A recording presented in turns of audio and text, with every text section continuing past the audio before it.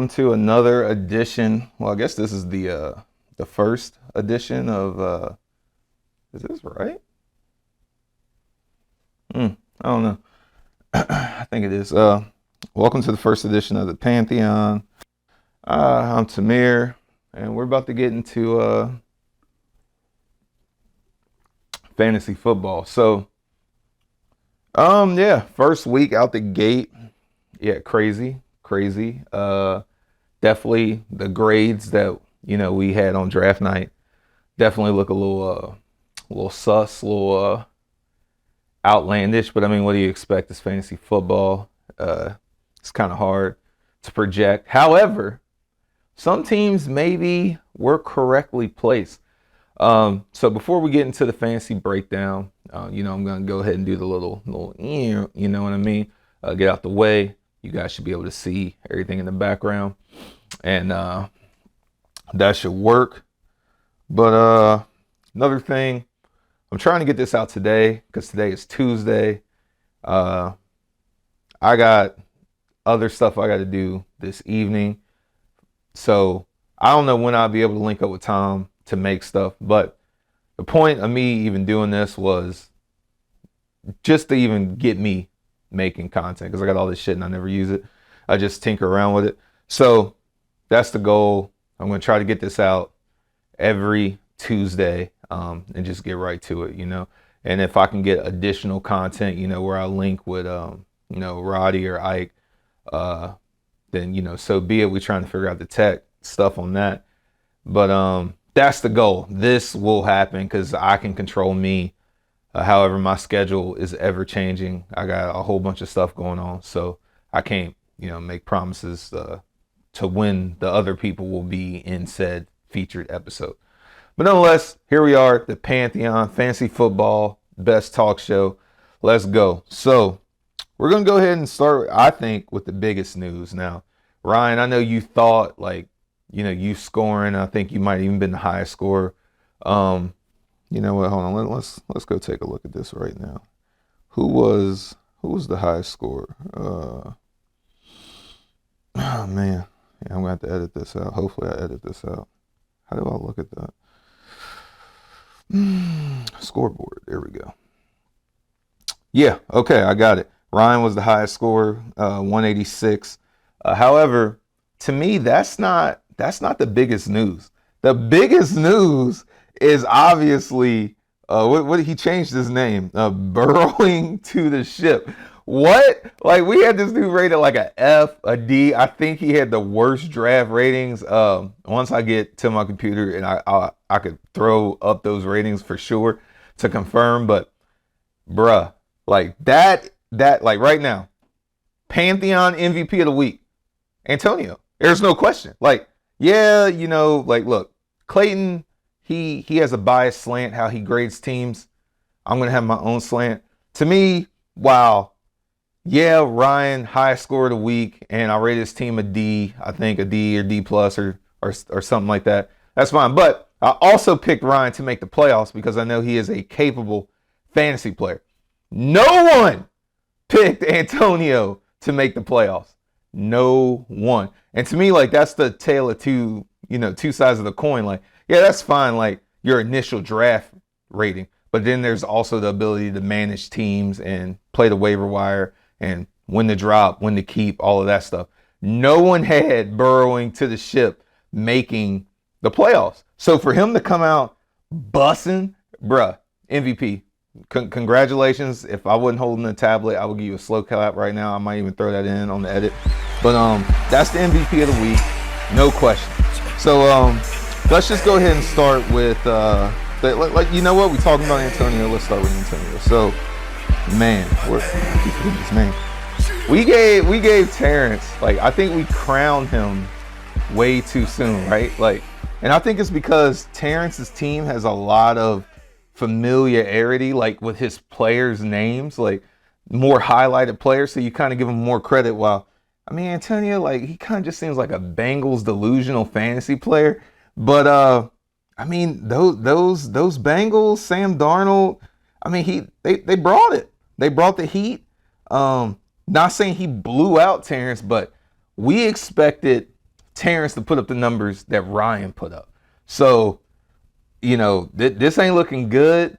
Terrence, you might need to be in panic mode right now. This ain't looking good right now for you, bro. This is not looking good. Lamar, he did not look good. Did not look good whatsoever. So, you know, that's a big L for you. Another, you know, we'll see what happens next to, you know, the season's still early. I'm overreacting, being hyperbolic, but you know what I mean. All right, let's move on to Ryan. He beat nitrous oxide. I'm just gonna call him No. Yeah, he beat him. Clayton's team put up a lot of points. Quarterbacks did what they were supposed to do. Running backs didn't do shit. But I mean, you know, they whatever. Wide receivers. Yeah, you know. But Ryan's team went crazy. Russell did what he expected. His running backs, you know, CMRRA, I think that was kind of lightweight, honestly.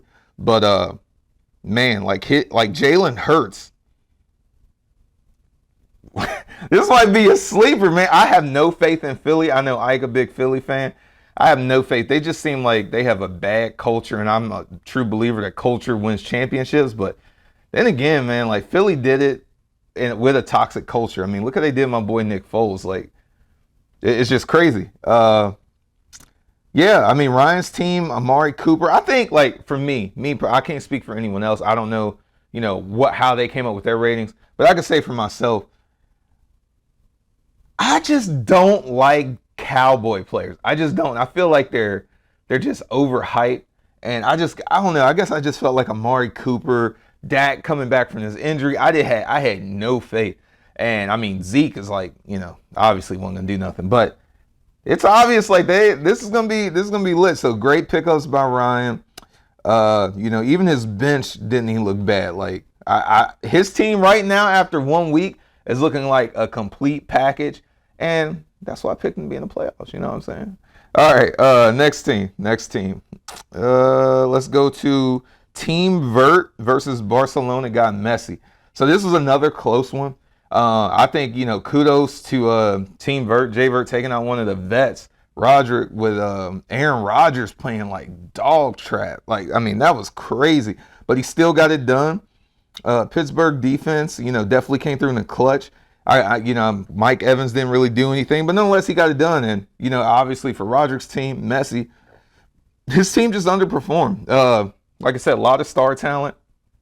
Anyone that watched that Buffalo game, you saw Josh Allen. He looked bad. Like, I feel like, I'll get to that later. But nonetheless, Josh Allen had a bad game. Herbert, he didn't look good at all. I mean, a lot of these players that Roderick saved me from that I wanted didn't do anything. Chase on Cincinnati on his bench just sitting there. Deebo Samuels, once again, just sitting there. This is kind of like, but his first week, like, you don't know, because obviously James, he had Gronkowski sitting on the bench. He could have played him. That would have been a smart pick. So, you know, it's going. First game of the season. COVID, all that stuff. I think that stuff makes a difference. Next team. Let's hit up the Dak Knight and Under the Radar. So, you know, I do what I do. You know, he win games. It's nothing surprising. Another team that I didn't give a great letter grade to, but I know at the end of the season he was going to do something. I personally think it's not that Under the Radar won or he put up almost 180 points. It's that Jeremy's team is nowhere near as bad as we thought it was. So at the beginning, I mean, yeah, he got like some fat zeros and some, but that Green Bay game is like an outlier. I don't know. I think there's some plays to be made for him with the waiver wire or trading. And the Dak Knight is going to be a lot more competitive than we gave him credit for. I mean, look how wrong we all were about Antonio, and we're going to be super wrong if either of these teams make the playoffs because none of us gave him any credit to doing that. And then lastly, you know, call it luck in the franchise. You know, my team got taken out first quarter right at the beginning. Didn't really get started. I can't say I'm too upset about it. My whole team is an experiment. Not really. I went against the grain of what everybody else was doing. So, you know, what is it? Scared money don't make no money. You know, spoils go to the brave or whatever. I took chances and it did not pay off for me. Kyle Pitts, the rookie, obviously Matt Ryan, he didn't have a good game. McLaurin had, you know, corner Heineke throwing the ball. I mean, it's just overall Eckler didn't do anything. Jameis, you know, I mean, he's doing what he's doing. That is not surprising to me. Like, I think the thing with Jameis that people don't understand is how rare it is for a quarterback to throw 5,000 yards. Like, there's like a handful of people that have ever done it in the history of the NFL. So, though he didn't ball out with a whole bunch of yards and the defense basically just clapped up Aaron Rodgers, that's why I picked Jameis. And it's not surprising to me. I just don't think it's surprising. Like, he's a very talented guy. But let's look at Tom's team, the team that won. Tannehill, dog shit. Like, let's keep it a buck. Like, where he got him at and the points that he's being given, trash. Zeke, trash. Chubb, beast. Jefferson, I think that, underwhelming. D Moore, that's what you would expect. Andrews, that was terrible, but Lamar had a terrible game. But nonetheless, though Tom's team, and I think I rated Tom's team like a B-, and I don't believe I picked him to make the playoffs. But he beat me. My team scored the worst. I'm like basically the worst team in the league currently right now. I don't think anybody scored less than me. My team is like trash. So, he scooted by with a win. It's a long season, but congrats to Tom. He got the dub. That's basically it. That's the review. MVP, Antonio, burrowing to the ship, whatever. Hey, I'm looking quite dumb right now. I'm dumbfounded. I don't even know what to say. Like wow. Like, we really let me stop saying we. I wrote your team off. I had no faith. I definitely don't have faith in Bengals players, but I definitely have any faith in your entire team. Your vision is coming to life. And, this is the dawn of a new era. This is a new Antonio. Like, is this the team that will shock everyone and win the first Pantheon trophy? Will it be him? Only time will tell. Lastly, COVID. I think when you looked at the games this week, there was a lot of rust, a lot of players just not playing up to their potential, like Aaron Rodgers, Josh Allen. I mean, these are quarterbacks that we are used to elite play. You could say that Josh Allen, perhaps he's not used to the spotlight because now everyone knows, okay, he is good. They are ready for this Stephon Diggs and his connection, so they're a bit more wary of it. Also, I think that was kind of a revenge game because for the Steelers, if you don't know, Tomlin and Buffalo's coach, they both kind of came up the same coaching tree, and then Tomlin obviously became a head coach first. So, and I believe last year he beat the Steelers. So I think this also was kind of like a revenge game for the Steelers and Tomlin personally to get back at his buddy. Just like, we're going to clap back. But yeah, I just think COVID, that was a big deal. It's a long season. Buckle up, get ready. I don't know. Maybe it's time to panic. Maybe it's time to get worried. Should I be worried? Should I be trying to make trades right now? I mean, I know that's the narrative that Noah's going to try to produce because even though I have won without making any trades, only player to go to back-to-back Super Bowls, stop playing with my name. I do this. But it might be over for me. I might be washed. I'm 37 years old now. Like, I'm trash. Like, that's the end of an era. This is a new era, the Pantheon. Maybe I don't belong in the Pantheon. Only time will tell. But any comments, put them down. I could possibly bust out another video this week. We'll just see. Comments, stuff you want to see. You know what it is. Like the video. Subscribe. Thanks for watching. Hopefully the audio ain't bad. I'm trying to use the little, the little thing right there, But that's all I got for y'all. So this probably gonna take a while because this, 4K. So you know what I'm saying? Like, y'all should be seeing like the little blemishes and all that good stuff. But damn, I'm trying to think of anything else I need to talk about. Yeah, that's it. Ryan, personal challenge to you. Let's see your ass be #1 scoring again. I want to see more than 1 week. You did it 1 week. Okay, anything can happen once, but can lightning strike twice? That's what we want to see from Shoestring. Antonio, I don't even know. I can't even say anything. Like, I would challenge you, but it's just, I'm so shocked that you won. I don't even know what to say. And Terrence, you should just be worried. You should be very worried. For like your team, I don't know. This seems to happen to you a lot in fantasy where you'll have a team that puts up points, but whoever you play just puts up more points than you. So to me, like, what's happening to you just seems to happen to you all the time. So it's just like, and I know how you are. You're super stubborn. So you'll just let your team sink. Like, oh, well, I'm not doing the trade. I'm not going to get screwed. Like, because that's, you know, every trade in your mind is a ripoff unless it's like Donovan McNabb for, what was the old boy on the Browns? But that just lets you know how crazy the trade was. Trading Donovan McNabb for a bum-ass Browns wide receiver.